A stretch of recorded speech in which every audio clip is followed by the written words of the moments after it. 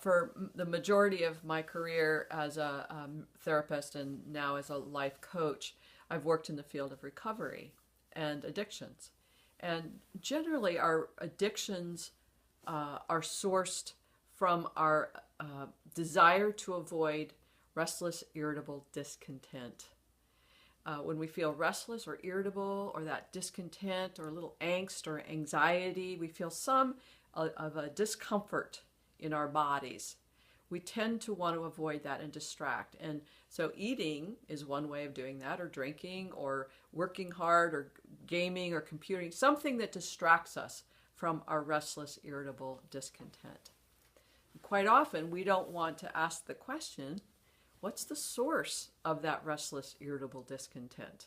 We would rather avoid it and distract ourselves from it than to actually address it.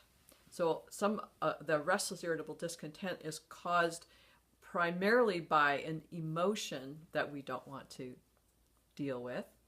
But that emotion comes from more thinking that we don't want to address. That thinking might be, I am not happy in my circumstances.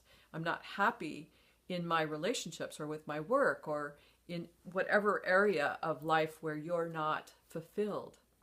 And quite often we will, again, dismiss our own lack of fulfillment for the sake of support or what I should be in the world, or how I should be as a mother or a parent or a worker. We dismiss our own sense of what's true for us.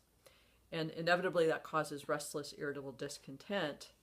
And until we address and begin to get more connected with the source of that restless, irritable discontent, we tend to keep distracting ourselves, finding ways to do that.